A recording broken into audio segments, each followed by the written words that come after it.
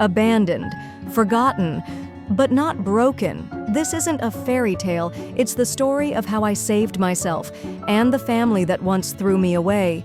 Stick around. This ending might stay with you forever. I still remember the night everything changed. The light from Emma's phone screen lit up her face in my grandmother's dark kitchen. Emma, my 23-year-old sister, was hiding behind a wall, secretly live streaming, her face twisted into a look of disdain. "Welcome back, you guys," Emma whispered into the camera, her voice dripping with sarcasm. "Today, I'm gonna show you my grandma's treasure trove." She flipped the camera toward Grandma Clara, an 82-year-old woman with snowy white hair, meticulously wiping down the dining table. Grandma wore a faded, patchy sweater. Her thin, spotted hands moved slowly across the old wooden surface, completely unaware she was being broadcast to thousands of strangers online. "Check this out," Emma snickered, zooming in on an old radio sitting on a dusty shelf. "Who even keeps a broken radio in 2025? My grandma treats this junk like it's some national treasure." The livestream comments poured in like rain. "OMG, so outdated. Sell it for scrap, lol. Poor grandma still living in the Stone Age." Emma giggled. I stood in the doorway, frozen, wanting to speak up, but too scared to say anything. "I'm Sophie, the youngest, 16 years old." Then Liam, our 25-year-old brother, strolled in, his eyes glued to Emma's phone. "Ladies and gentlemen, meet my brother," Emma chirped, flipping the camera toward him. "He's counting the days till we can sell this dump." Liam smirked. "Once Grandma sells this house and moves into a nursing home, life's gonna get a whole lot better for all of us." Grandma Clara, still quietly wiping, as if she didn't hear a thing. But I saw it. A flash of sadness in her soft, pale blue eyes. It made my heart clench. That was 2 months ago. Now here we are, standing in Grandma's bedroom, the three of us frozen in shock. In my trembling hands, an old key. Emma and Liam, pale as ghosts, stared at the wooden box I had just unlocked. A brilliant glow spilled out from inside. No one said a word. Emma whispered, her voice shaking, "No way." Inside the box was a handwritten will, Grandma Clara's handwriting, clear and steady. Tears streamed down my face. The woman we thought was old, poor, and forgotten was nothing like we believed. Grandma Clara Jenkins had lived her 82 years wrapped in humility, hiding a truth we never even guessed. The small, weathered house on the outskirts of Boston, the simple sweaters, the calloused hands, all of it was just a cover. After our mother, Grandma's only child, died in a car crash 3 years ago, the three of us moved in with her. Not because we wanted to, because we had nowhere else to go. Emma, beautiful, stylish, and desperate for fame, had 50,000 followers on TikTok, but no real job. She hated how poor and embarrassing our family seemed.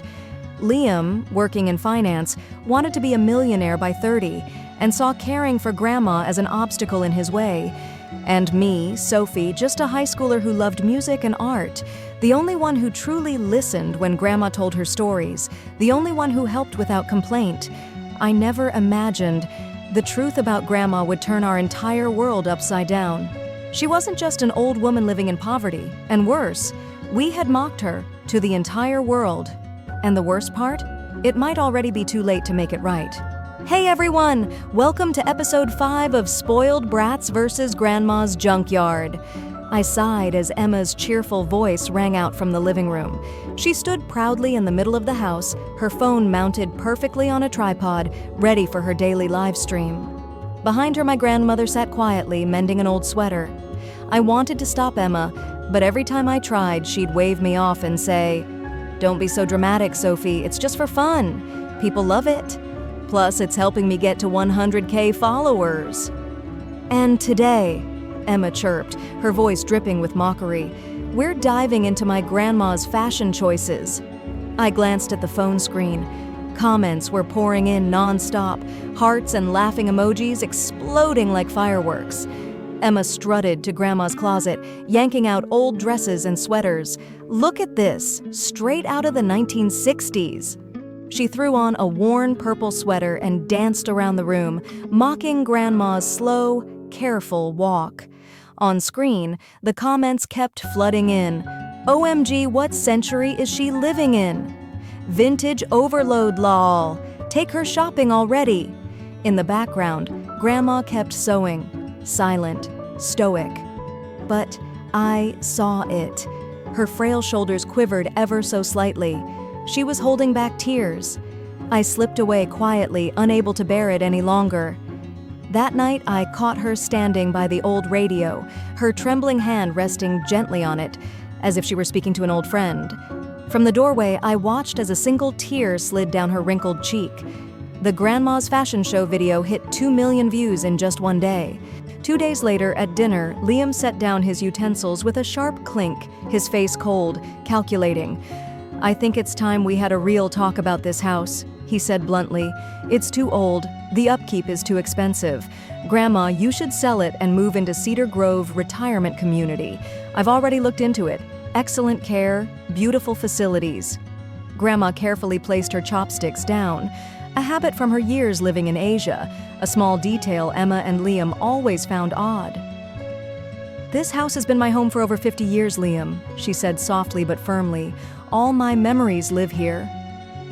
"But think about it," Liam pushed on, eyes gleaming at the thought of money. "With the sale, Emma could afford a downtown apartment for her channel, I could invest, and you'd get the best care possible. Green spaces, social activities, 24/7 medical staff," Emma chimed in, practically glowing.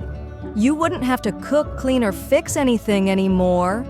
Grandma looked down at her plate, then over at the battered kitchen.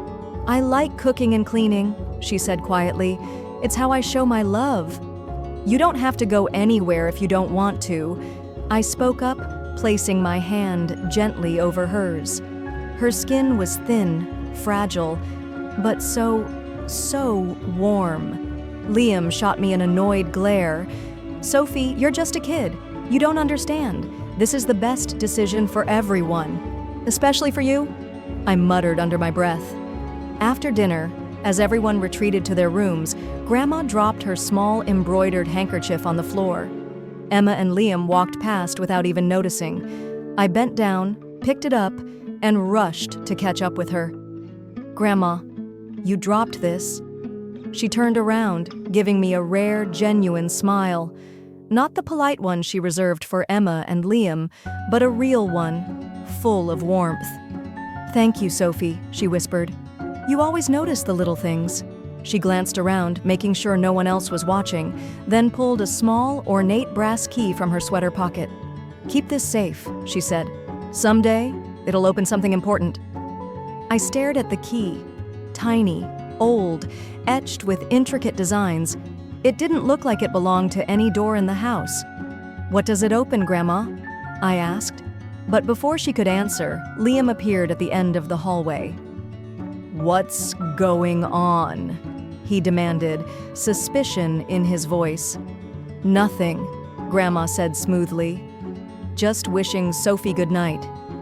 I quickly tucked the key into my pocket, feeling like I had just been entrusted with something sacred. Grandma winked at me, then disappeared into her room. In the days that followed, I noticed small changes. Grandma grew weaker. She often forgot to eat.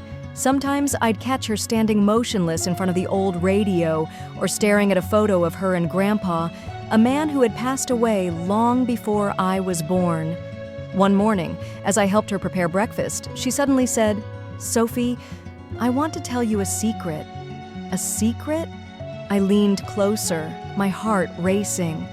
"About that old radio," she nodded toward the dusty shelf, "and why I could never throw it away." My pulse quickened. That radio, the one Emma and Liam had mocked endlessly online. But before Grandma could continue, Emma burst into the kitchen, phone in hand as usual. "Good morning, followers," she squealed.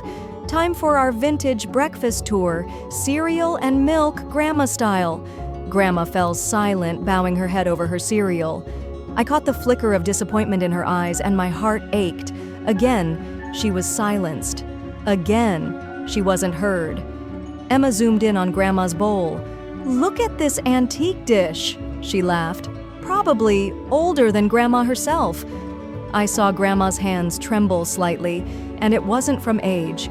Her eyes, cloudy with pain and patience, as if she was waiting for something. A week later, the storm hit. We were having dinner when Liam launched into another speech about contacting real estate agents. Suddenly, Grandma dropped her chopsticks. Her face paled, her hand clutched at her chest. "Grandma!" I screamed, rushing to her side. For the first time, Emma and Liam truly panicked. "Call an ambulance!" Liam shouted, voice cracking. "Please don't scare us!" Emma begged, trembling fingers fumbling for her phone. Grandma's eyes locked onto mine, pleading. I grabbed her hand, sobbing. As the ambulance siren wailed closer, she squeezed my hand and whispered, "The key, don't forget." "I won't," I cried. "I promise, Grandma." Grandma was rushed to the hospital, diagnosed with an acute heart attack. "The signs have been there for weeks," the doctor said grimly. "She tried to hide it from everyone." Emma and Liam exchanged guilty looks. In the hallway, I heard Emma whisper, "We didn't notice. We were too busy with money," I said bitterly. "We cared more about the stupid videos than about her." Emma couldn't meet my eyes. Liam stayed silent. That night, I stayed by Grandma's hospital bed while Emma and Liam went home to gather supplies. Grandma lay there, frail and surrounded by machines. Suddenly, her eyes fluttered open, clear and sharp. She squeezed my hand and whispered, "The house, there are secrets. Find the wooden box. In my closet." "What wooden box?" I leaned closer. "Behind the loose board, at the bottom." And then, she drifted back into a heavy sleep. I stared at her, the only person who had ever truly loved me, and clutched the small key tighter in my hand. Whatever secrets she had kept hidden, they were now mine to find. And I had no idea just how much they would change all our lives, forever. 3 days later, Grandma Clara was still in the hospital. The doctor said her condition was stable, but she remained weak and needed time to recover. We took turns staying by her side, though most of the time she simply slept, sometimes waking for just a few minutes before drifting off again.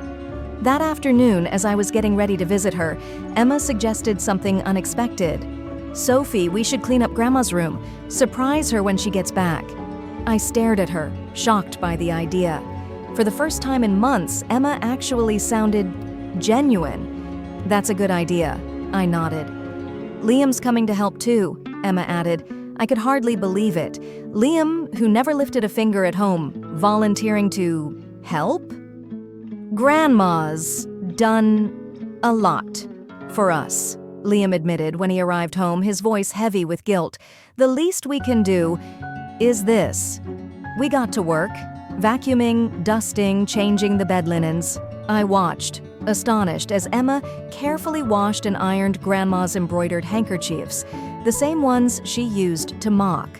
While cleaning the wardrobe, Liam suddenly called out, "Hey, there's something weird here." Emma and I rushed over. Liam pointed to a loose floorboard at the bottom of the closet. "This plank, it's not nailed down like the others." My heart pounded.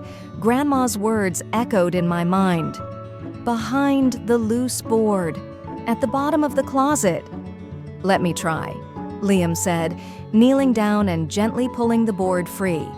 It lifted easily, revealing a small hollow space beneath.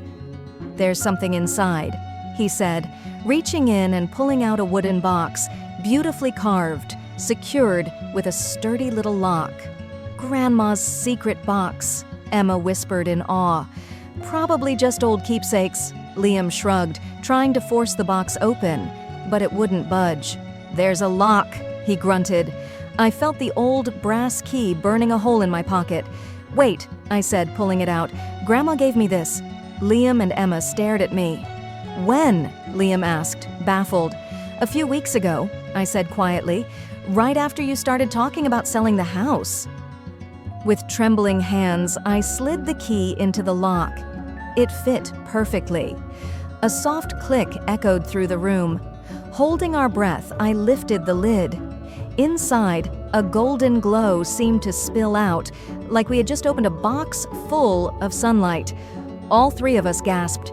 Inside the box were a bank book showing a balance of $2.4 million, a small velvet pouch filled with sparkling jewelry, diamonds, emeralds, and blood red rubies, stock certificates from major companies, a carefully sealed last will and testament, and an old leather-bound journal.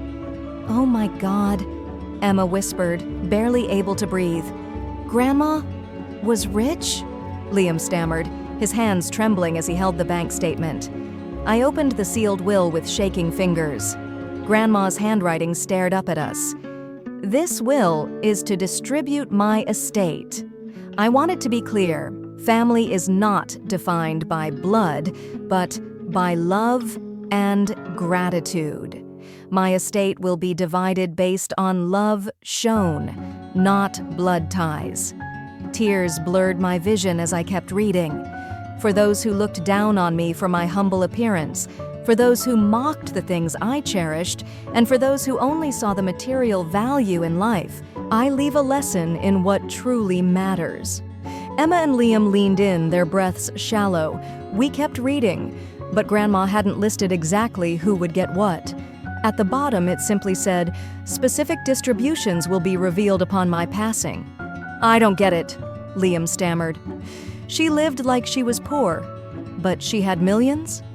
"The journal," I whispered, reaching for the old book. "Maybe it explains everything."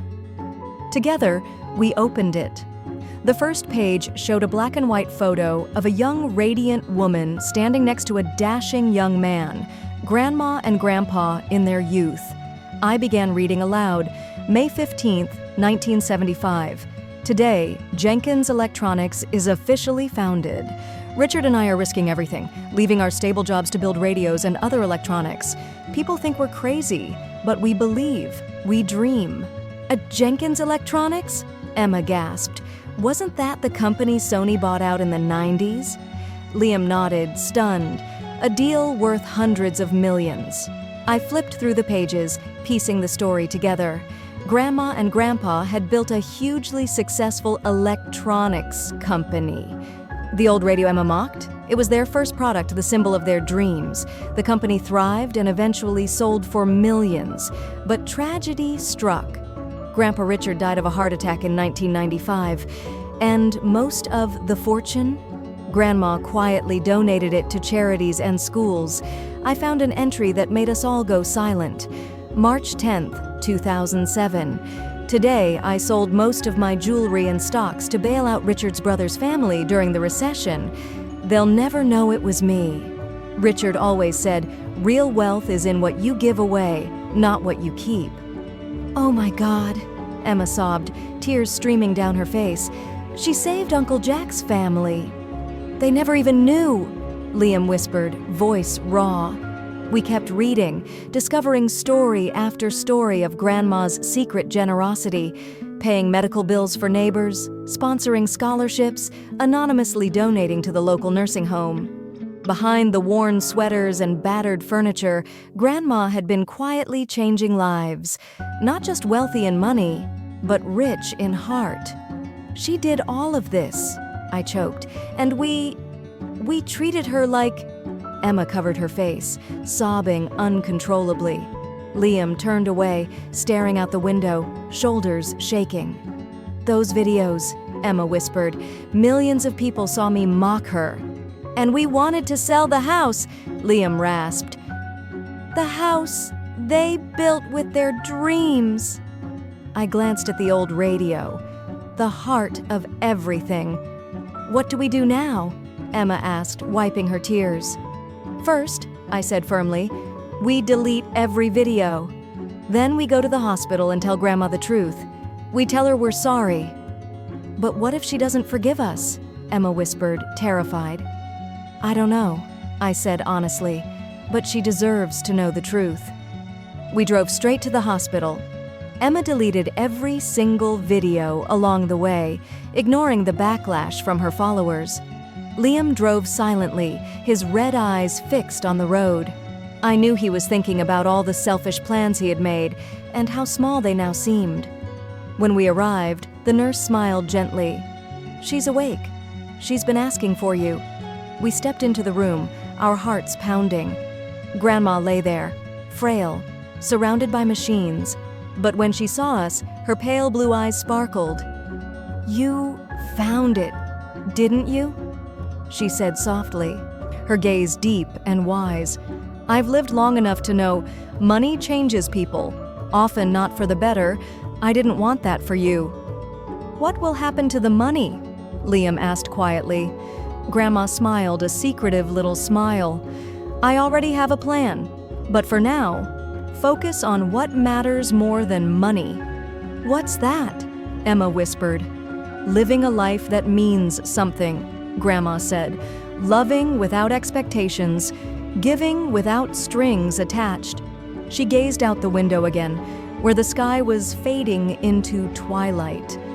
"When your grandfather and I were young, we worked day and night to build our company, and we missed so much. Summer afternoons, family dinners, vacations we kept postponing." She turned back to us, her pale blue eyes shining with decades of wisdom. "When Richard was dying, he told me his only regret was not spending more time with the people he loved, not working less, not earning less, but loving more." "And that's why you sold the company," Liam said softly, finally understanding. "And lived simply," Grandma nodded, "to keep my promise to him, to love more, to give more." A nurse entered, checking Grandma's monitors. "Mrs. Jenkins needs rest now," she said gently. "You can visit again tomorrow." We nodded and began to leave, but as Emma and Liam stepped out, Grandma held onto my hand. "Sophie," she whispered, "there's one more thing. In the journal. The last page. Read it when you get home. Alone." I nodded, leaning down to kiss her forehead. "I love you, Grandma," I whispered. "I love you too." She smiled. "I love all of you. Never forget that." On the drive home, no one spoke.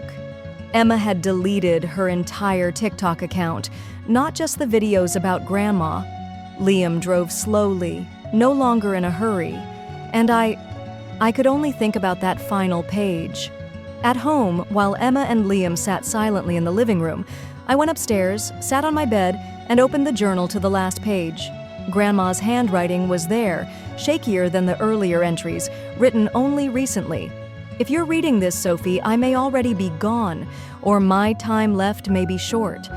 I want you to know, out of all the souls I've met in this long life, you are special. You see the world with Richard's eyes, eyes that see goodness, beauty in simplicity, and the true worth of love over material things. I have chosen to leave most of my estate to the charities Richard and I supported over the years. That's what he wanted, and so do I. But I have also left a small gift to each of my grandchildren. Not an inheritance, but a seed to help them start the lives they choose. And to you, Sophie, I leave the greatest gift I have to give: freedom. Freedom to pursue your passions, to live the life you dream of, without fear or burden of money. But always remember this: true happiness doesn't live in a bank account or in things you can buy. It lives in how you love others and how you spend your precious time on this earth. Do good, Sophie. Do the things that make your soul happy. And sometimes look up at the stars and think of me and Richard. We'll be there, watching over you. With all my love, Grandma Clara." Tears fell onto the page, but they were tears of love and gratitude, not sadness.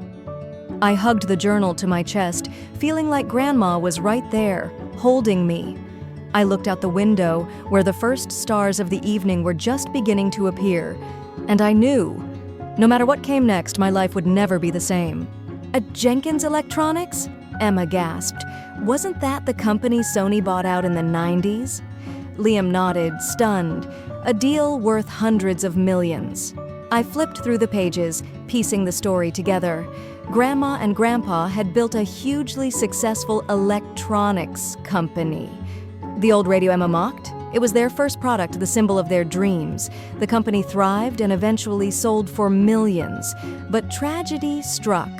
Grandpa Richard died of a heart attack in 1995. And most of the fortune? Grandma quietly donated it to charities and schools. I found an entry that made us all go silent. March 10th, 2007. Today, I sold most of my jewelry and stocks to bail out Richard's brother's family during the recession. They'll never know it was me. Richard always said, real wealth is in what you give away, not what you keep. Oh my God, Emma sobbed, tears streaming down her face. She saved Uncle Jack's family. They never even knew, Liam whispered, voice raw. We kept reading, discovering story after story of Grandma's secret generosity, paying medical bills for neighbors, sponsoring scholarships, anonymously donating to the local nursing home. Behind the worn sweaters and battered furniture, Grandma had been quietly changing lives, not just wealthy in money, but rich in heart. She did all of this, I choked, and we treated her like... Emma covered her face, sobbing uncontrollably. Liam turned away, staring out the window, shoulders shaking. Those videos, Emma whispered. Millions of people saw me mock her. And we wanted to sell the house, Liam rasped. The house they built with their dreams. I glanced at the old radio, the heart of everything. What do we do now? Emma asked, wiping her tears. First, I said firmly, we delete every video. Then we go to the hospital and tell Grandma the truth. We tell her we're sorry. But what if she doesn't forgive us? Emma whispered, terrified. I don't know, I said honestly, but she deserves to know the truth. We drove straight to the hospital.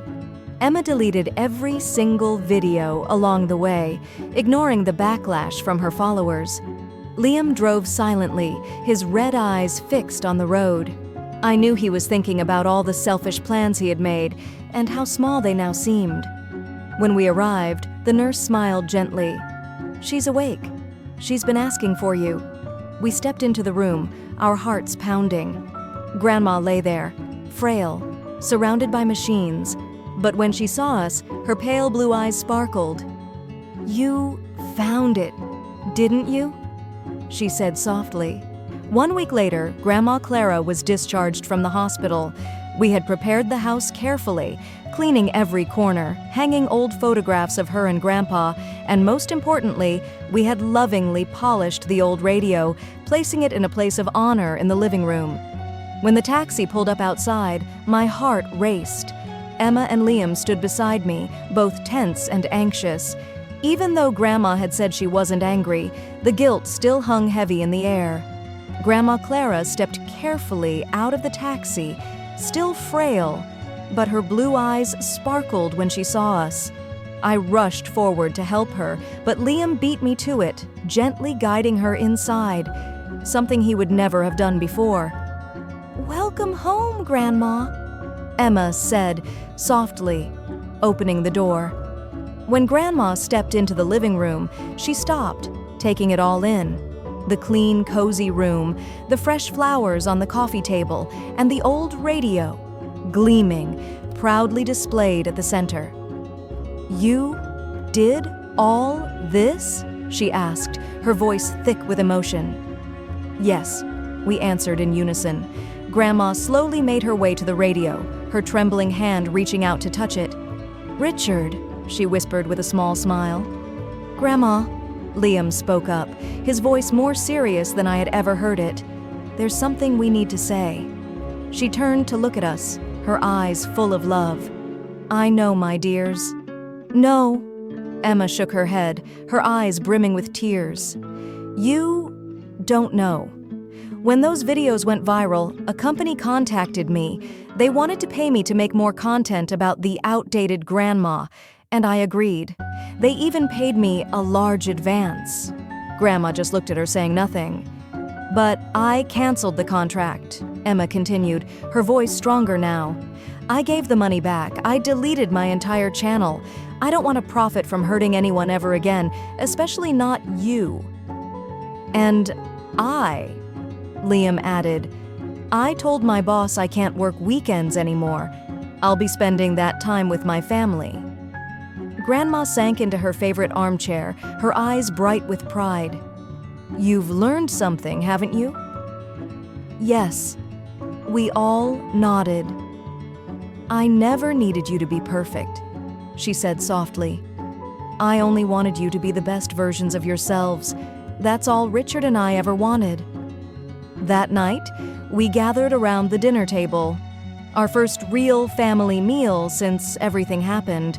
Emma had cooked something she had never done before. Liam had placed fresh flowers in the center of the table. And I had brought the old radio to the table at Grandma's request. Why do you want the radio here, Grandma? Emma asked curiously. Grandma smiled mysteriously. I want to show you something. With surprising dexterity, she opened a hidden panel on the back of the radio. Inside was not a jumble of old wires, but a small hollow lined with red velvet. This was the very first radio Richard and I made, she explained, but after he passed, I turned it into a keepsake box. She reached in and pulled out a small, carefully wrapped package. This was meant to be given at the right time, and I think now is the time. She handed the package to me. Sophie, you open it. With trembling fingers, I carefully unwrapped it. Inside were 3 envelopes, each with one of our names on it. I handed them out. Go ahead, Grandma urged. We opened them together. Inside mine was a handwritten letter and a check that made me gasp, $500,000. Grandma, I whispered, stunned. Liam and Emma reacted the same way. Peeking over, I saw that their checks were for the same amount. This is the money Richard and I set aside for you, Grandma explained. We decided long ago each of our grandchildren would receive a gift when they were mature enough to use it wisely. But, Grandma, Emma stammered, how did you know we were ready? Grandma smiled. When you could finally see the value of things that can't be bought. I can't accept this, Liam said, folding his check. Not after everything I said and did. That's exactly why you deserve it, Grandma replied, because now you understand this isn't what's most important. She looked at each of us seriously. I want you to understand that money is a tool. It can build or destroy depending on how you use it. Richard and I never wanted you to struggle the way we did. But we also never wanted you to be defined by wealth. How long have you been keeping this from us? I asked. Since the day you moved in, she admitted. I watched, I waited, to see how you would react to what you thought was poverty. Sophie accepted and loved me for who I was. Emma and Liam needed a little more time. And a heart attack, Emma said quietly, hanging her head. Sometimes, Grandma said gently, we need a shock to wake us up. Richard needed one. Maybe you did too. She picked up the radio. This radio is a symbol, not of a company, not of money, but of a life built on love and faith. I kept it not because it was valuable, but because it reminded me of what truly matters. She squeezed my hand, then Emma's, then Liam's. Use this gift to chase what you truly want, not what society says you should want. Do what's right, not what's easy. And remember, your greatest asset will always be the love you give and receive. That night, we sat together in the living room, listening as Grandma shared stories of her and Grandpa's journey, the early struggles, the triumphs, the mistakes, the joys. Emma sat on the floor, her head resting against Grandma's knee, listening with a peacefulness I had never seen in her. Liam sat upright, no longer the tense, ambitious man, his eyes alive with curiosity and respect. And me? I just sat there, my heart overflowing with gratitude. I didn't know what the future held, but I knew we would face it together, as a real family. Grandma caught my eye and winked, as if she could read my thoughts. Maybe she could. She always could. The next morning, Emma called me while I was getting ready for school. Her voice was bright with a new energy. "Sophie, I made a decision," she said. "I'm going to use the money to study journalism. What I always wanted, but gave up because it wouldn't pay enough. And I'm making a documentary about Grandma, Grandpa, their company, and all the good they did quietly for this community." "That's an amazing idea," I said, truly happy for her. "And you know what else?" Emma continued. "I reached out to the TikTok channels that had reposted my old videos. I'm going to make a public apology, not for clout, but to own my mistakes and take responsibility." "You're so brave," I said sincerely. "No," Emma said quietly. "Grandma is brave. She loved us even when we didn't deserve it. She waited for us to grow up." As I packed my school bag, I got a text from Liam. He had taken a week off work to stay home and care for Grandma, and he was planning to use part of his money to start a small scholarship fund for underprivileged students with dreams of entrepreneurship, just like Grandpa had once been. I smiled, holding my own check. I knew exactly what I would do: donate part to the local art center struggling to stay afloat, and use the rest to pursue my dream, studying music therapy. Something I had always wanted, but never dared because of money worries. When I came downstairs, I found Grandma sitting by the window, basking in the soft morning sun, her eyes closed in peace. "Grandma," I called gently. She opened her eyes and smiled. "Hello, my sweet girl." "I made my decision," I said, sitting beside her. "I'm going to use the money to support the Arts Center and to study music therapy." Grandma nodded, her face lighting up with pride. "Richard would be so proud of you. He always believed music and art are the true healers of the soul." "You never told us that," I said softly. "Some things," she replied, "you have to discover for yourself. That's the only way they truly belong to you." "Thank you, Grandma," I said, tears stinging my eyes. "Thank you for giving us a second chance." "In life," she said, "we always need second chances. What matters is what we do with them." As I hugged her goodbye before school, I felt a peace I had never known before. I was no longer the lonely child in a broken, greedy family. We had found our way back to each other, not because of the secret fortune, but because of the love and wisdom Grandma had patiently, quietly shared with us. And that was the real treasure. Part 6. Change and the Continuation of Life. English version. 6 months had passed since we discovered Grandma Clara's secret. Fall had turned into winter, and winter into spring. And just as the seasons changed, so did our family. Emma had started her journalism program at Boston University. She had completely abandoned her influencer career to focus on her true passion, telling meaningful stories. Her documentary project about Grandma and Grandpa had begun, with the first interviews featuring former employees of Jenkins Electronics. "They still remember Grandma and Grandpa," Emma said, her eyes shining with real excitement after her first interview. "They said they were the best bosses they ever had. Grandma and Grandpa even paid college tuition for many of their employees' children, but insisted it be kept a secret." Grandma Clara just smiled when Emma told her. "Richard always believed education was the only true path to changing a life," she said. Liam had changed too. He still worked at the finance firm, but he was no longer obsessed with becoming a millionaire before 30.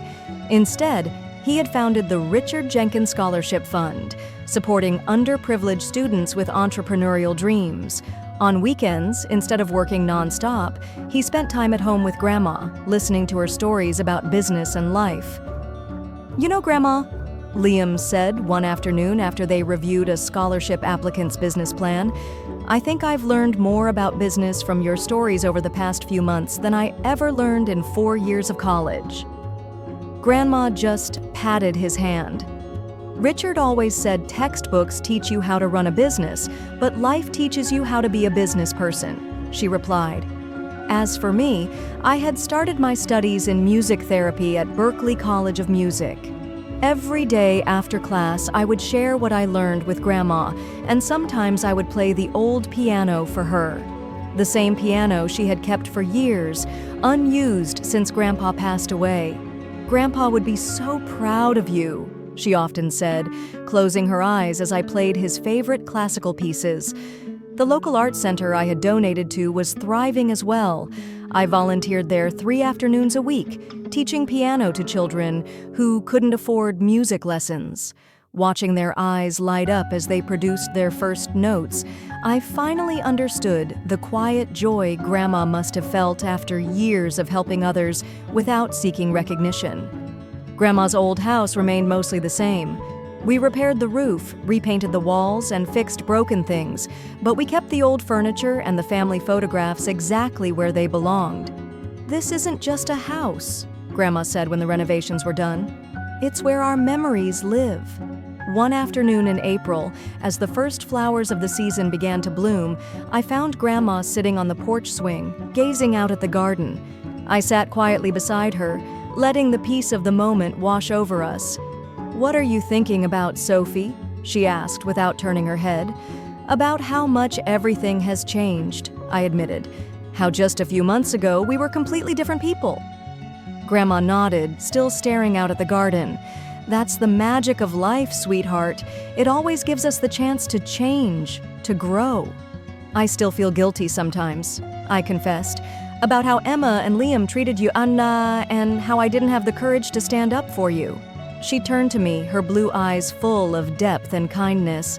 "Sophie, sometimes we have to let the people we love make their own mistakes. It's the only way they truly learn and grow." "Just like you did with us," I realized. "Exactly," she said. "I could have told you about the money and the inheritance from the beginning, but would it have taught you what you really needed to learn?" I thought about that. If we had known from the start, Emma would still be chasing online fame, Liam would still be obsessed with wealth, and I might never have found the courage to follow my real dream. "No," I finally answered. "We needed that lesson." Grandma reached out and squeezed my hand. Her grip was stronger now. Her health had improved significantly since her hospitalization. "You know," she said, "Richard used to say that our greatest success wasn't the company we built or the money we earned. It was the people we became and the lives we touched along the way." "Grandpa was a wise man," I smiled. "He truly was," she said, "and I believe he'd be very proud of who you're all becoming." We sat in silence for a while, listening to the birds and the gentle rustling of the trees. Life had a funny way of teaching us lessons, usually when we least expected it, and often through the people we most often overlooked. On Grandma's 83rd birthday, we threw a small party at home. Emma, Liam, and I invited neighbors, some of Grandma's old friends, and even a few former employees of Jenkins Electronics Emma had tracked down during her documentary project. Grandma was genuinely surprised to see the house so full of people there to celebrate her, especially when Mrs. Thompson, our 78-year-old neighbor, hugged her tightly and whispered, "Clara, I always knew you were an angel. I'll never forget how, when Tom was sick, his hospital bills were mysteriously paid off." Grandma just smiled and squeezed her friend's hand. "That's what friends do for each other, Ellen." While everyone was chatting and enjoying the birthday cake, I noticed Liam speaking seriously with an older man, Mr. James Miller, the former chief engineer at Jenkins Electronics. Curious, I drifted closer and caught part of their conversation. "That's why I think it's time to bring Jenkins Electronics back," Liam said. "Not as just another tech company, but as a social enterprise focused on creating affordable technology for underserved communities." Mr. Miller nodded enthusiastically. Richard and Clara would be proud of that vision, Liam. That's exactly what they always dreamed of before they had to sell the company. I smiled, seeing the fire in Liam's eyes, not a fire for personal gain, but a passion to build something bigger than himself. Emma was moving around the room with her camera, recording stories and memories from the guests. She looked radiant and confident, no longer chasing fleeting online fame, but becoming a true storyteller, capturing moments that truly mattered. As the evening wound down and most guests had left, we gathered around Grandma Clara in the living room, tired but happy. "This is the best birthday I've ever had," she said, her eyes misty with emotion. "There are many more to come," Liam said firmly, squeezing her hand. "We can't know that," Grandma said softly, not with sadness, just with peaceful acceptance. "But I know one thing. I've lived a full life, and I have been blessed to see you all growing into the people I always hoped you would be." "You'll see even more," Emma promised. "You'll see the documentary when it's finished, and Jenkins Electronics reborn. And you'll hear Sophie perform at her first charity concert at the Arts Center," Liam added. Grandma looked at each of us, her eyes overflowing with love. "I have everything I ever wanted," she said simply. "You've all learned what truly matters, not possessions, but love and the good we do for others." That night, after everyone went to bed, I sat alone in my room, staring at the check I still hadn't deposited, not because I didn't want to use it. I had plans for it, but because I wanted to keep it a little longer, as a reminder of the journey we had taken. I opened my drawer and tucked the check away, next to the journal Grandma had given me after her birthday party. Inside, she had written my name on the first page, along with a simple message: "To my dear Sophie, keep writing our story. With all my love, Grandma Clara." And that is exactly what I intended to do. If my story touched your heart, tell me yours in the comments. Hit subscribe, because the next story might just be the one you need to hear most. Sometimes one story can change everything.